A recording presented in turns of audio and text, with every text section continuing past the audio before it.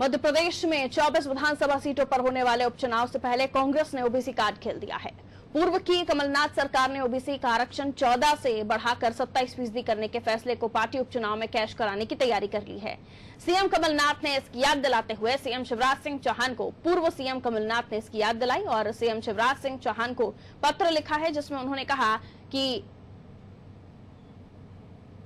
प्रदेश की आबादी जितनी है उसका 52% जो है ओबीसी फैक्टर से है, यानी ओबीसी जनता का है। 14 से 27% आरक्षण देने के उनके फैसले का जो मामला हाईकोर्ट में लंबित था, उस पर सरकार मजबूती से पक्ष रखे, जिससे फैसला ओबीसी वर्ग के हक में आ सके। कमलनाथ ने अपने पत्र में लिखा है कि ओबीसी आरक्षण बढ़ाने के मामले में लगाई गई आरक्षण की याचिकाओं में आरक्षण की अधिकतम सीमा का प्रावधान किया गया है, जबकि संविधान में ऐसा प्रावधान ही नहीं है।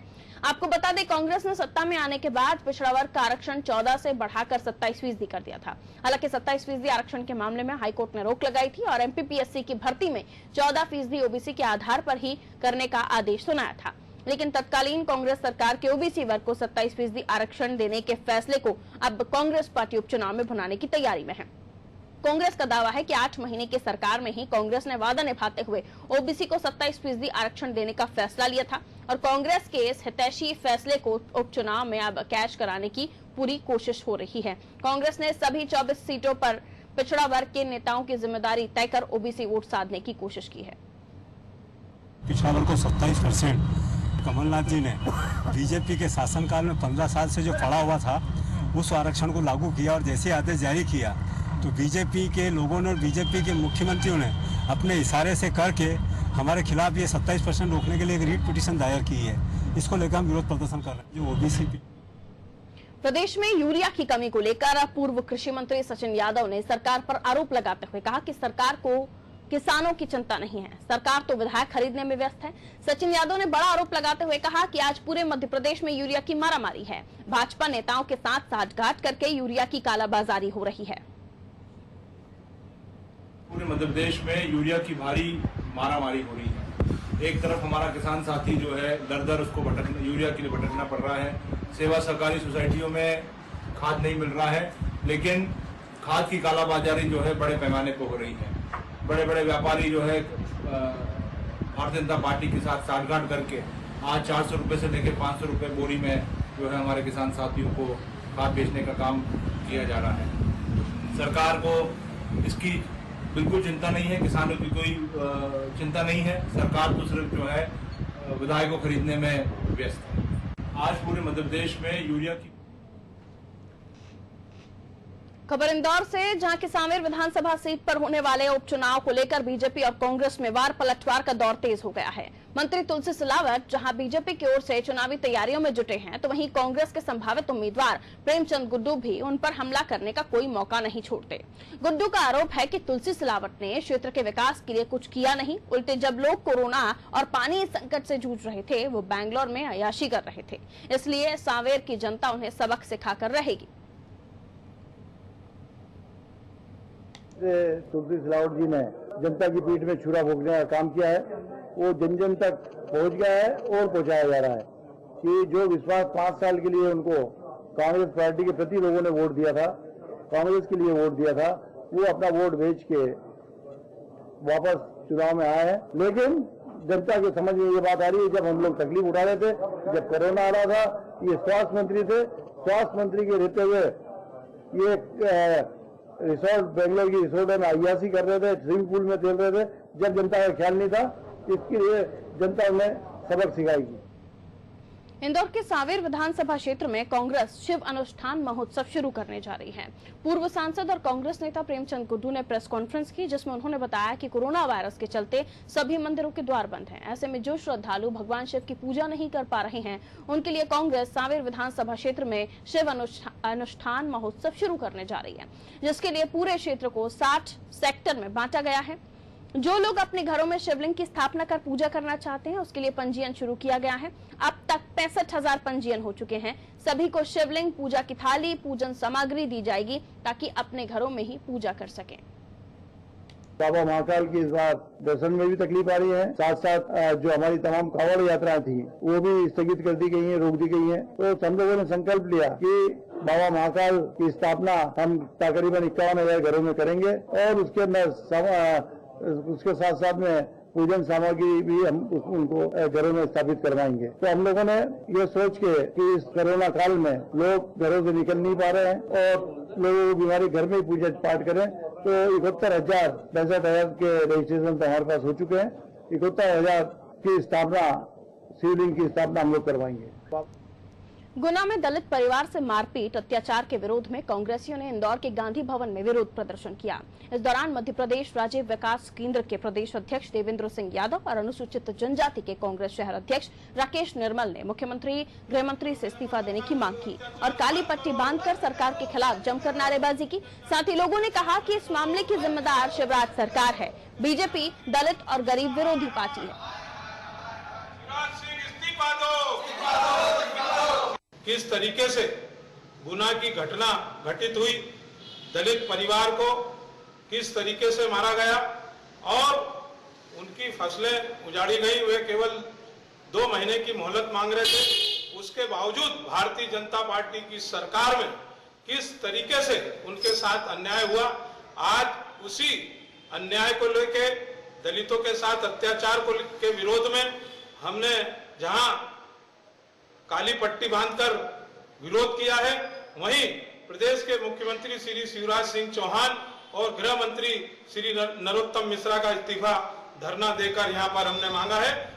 प्रदेश में बढ़ते कोरोना वायरस को देखते हुए रविवार को टोटल लॉकडाउन करने की घोषणा की गई। तो वहीं इंदौर में अब जिला प्रशासन के निर्देशों पर नगर निगम सख्ती बरतने के मूड में है। सिंधी कॉलोनी में लेफ्ट राइट दुकानें खोलने के विवाद के बाद अब व्यापारी संतुष्ट हो गए हैं, जहां सोमवार से एक दिन लेफ्ट और एक दिन राइट की दुकानें खोली जाएंगी। व्यापारियों ने कलेक्टर का आदेश माना और मानते हुए सोशल डिस्टेंसिंग का पालन और साथ ही दुकानों को सैनिटाइज करने का आश्वासन दिया। कल जैसे कलेक्टर साहब के साथ बैठक हुई थी, उनमें कुछ बिंदुओं को लेकर सहमति बनी। एसडीएम साहब ने कुछ दिशा निर्देश दिए कि किस तरीके से हमको आगे व्यापारियों को उनका पालन करना है। उस सहमति के बाद जब कलेक्टर साहब ने कल ऑर्डर दिए हैं, एक तरफ की पट्टी एक दिन, दूसरी तरफ की पट्टी दूसरे दिन हम लोगों को खोलनी है, तो उसके लिए हम शाम को आज सब व्यापारियों को उनको बता देंगे कि पहले कौन सी पट्टी खुलेगी, दूसरे दिन कौन सी पट्टी खुलेगी और किन किन साधनों के साथ हमको व्यापार करना है और किन किन सुरक्षा निर्देशों का हमको पालन करना है। मार्केट की जो रूपरेखा है वो क्राइसिस मैनेजमेंट ग्रुप में स्पष्ट हो गई है कि हमारे सभी मार्केट लेफ्ट और राइट एक एक टर्न पे एक एक दिन खुलेंगे। तो एट ए टाइम कोई भी मार्केट की 50% दुकानें खुली रहेंगी और संडे को चूँकि पूर्णतः लॉकडाउन रहेगा तो सभी जगह, सभी बाजार, सभी दुकानें, सिर्फ अत्यावश्यक सेवाएं जिनको परमिट किया गया है उनके अलावा सभी दुकानें बंद रहेंगी। उत्तर प्रदेश के विक्रोकांड में यूपी के पूर्व डीजीपी ए.के. जैन ने कोर्ट से न्याय की अपील की है। ए.के. जैन का कहना है कि विक्रोकांड में यूपी पुलिस को बड़ा आघात पहुंचा है। इस तरह का जघन अपराध नक्सलवादी भी नहीं करते, इसलिए पूर्व डीजीपी ने न्यायालय से अपील करते हुए कहा कि न्यायाधीश सोच समझकर निर्णय ले, ऐसा कोई आदेश पारित न करें जिससे पुलिस का मनोबल टूटे। वहीं पूर्व डीजीपी डॉक्टर विक्रम सिंह ने विकास दुबे के एनकाउंटर पर यूपी पुलिस की तारीफ की है।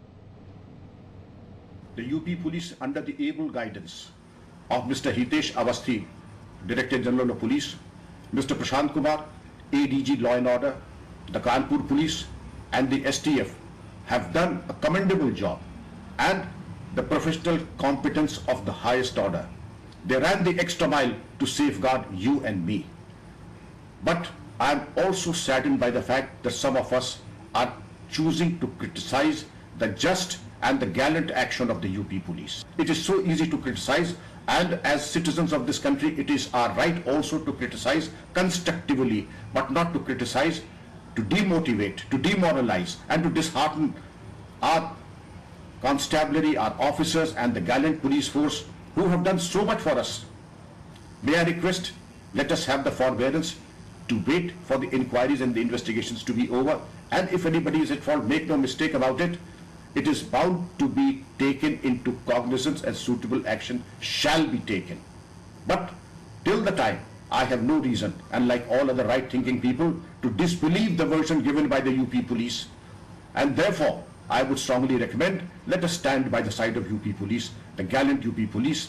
अपने सर्वोच्च न्यायालय के माननीय मुख्य न्यायाधीश व अन्य से ये करबद्ध मेरी प्रार्थना है कि कृपया करके ऐसा कोई निर्णय ना पारित करें जिससे कि पूरे पुलिस बल का मनोबल टूट जाए।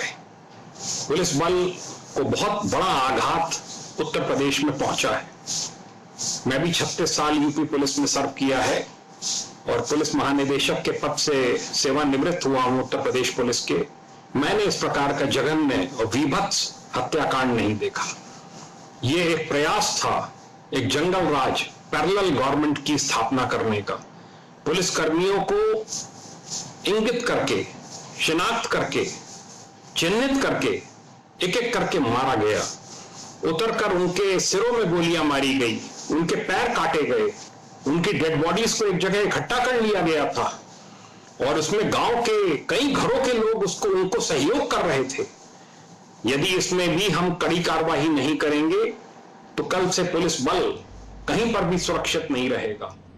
और भोपाल से खबर आपको बता देते हैं, प्यारे मियां से जुड़ी ये खबर है, जहां खबर निकल कर आ रही है कि प्यारे मियां के तार ड्रग माफियाओं से भी जुड़े हुए हैं। मंदसौर नीमच के बड़ा ड्रग डीलर, मंदसौर नीमच का एक बड़ा ड्रग डीलर है जिसका नाम है बाबू बिलौद। प्यारे मियां के संपर्क इसके साथ थे। 2015 के गांधी सागर डैम में भी मछली के ठेके में बाबू बिलौद प्यारे मियां का पार्टनर रहा है और इस वक्त बाबू बिलौद जेल की हवा खा रहा है।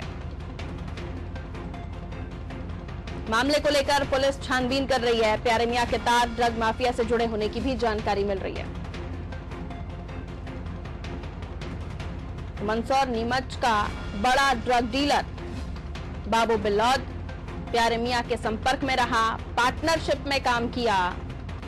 2015 के गांधी सागर डैम में मछली के ठेके में पार्टनरशिप रही। अंकुर अध्वरी विशेष संवाददाता फोन लाइन पर हमारे साथ इस वक्त जुड़े हुए हैं और भी ज्यादा जानकारियों के साथ। ऐसा लग रहा है कि फहरिस्त है अंकुर पूरी और न जाने कितनी और चीजें खुलकर सामने आएंगी। पहले पार्टनरशिप बाबू बिलौद जो कि ड्रग माफिया है, अभी भी और कुछ बाकी है? जी बिल्कुल, लगातार पुलिस के द्वारा पूछताछ की जा रही। पूछताछ में नए खुलासे हो रहे हैं क्योंकि 5 दिन की वो पुलिस रिमांड पे है तो उनसे पूछताछ में जो सामने आ रहा है उस हिसाब से ड्रग माफिया से भी उनके तार जुड़े होने की जानकारी अभी लगी है। मंदसौर नीमच का बड़ा डीलर है, ड्रग का डीलर बाबू बिलौद, उससे प्यारे मियां के संपर्क से 2015 के गांधी सागर डैम में मछली के ठेके में बाबू बिलौद प्यारे मियां का पार्टनर था। फिलहाल तो बाबू बिलौद इस वक्त जेल में है और उसके अलावा मैं आपको बता दूं प्यारे मियां के ड्राइवर की तो वो उसको भी रिमांड पर लिया गया। पैसों के हिसाब किताब और बच्चों की जरूरत से सामान वो देता था और खुर्शीद आलम को लेकर भी पुलिस ने रिमांड मांगा था। फर्जी पत्रकार पास बनाकर बल्ला पहुंच गया। निश्चित तौर पर कहेंगे कि नए खुलासे अब इस मामले में होते जा रहे हैं और निश्चित तौर पर आज पहला दिन है रिमांड का। इसके बाद 4 दिन अभी शेष है और भी कई खुलासे हो सकते हैं। चलिए, बहुत शुक्रिया अंकुर जानकारी के लिए। तो लगातार खुलासे हो रहे हैं। आज पहला दिन है रिमांड का, बाकी 4 दिन और बाकी है। 5 दिन के रिमांड पर प्यारे मियां पुलिस कस्टडी में हैं और ऐसे में उनसे पूछताछ हो रही है। बाबू बिलौद जो कि मंदसौर नीमच का बड़ा ड्रग माफिया, उसके साथ भी संपर्क और पार्टनरशिप भी रखी गई।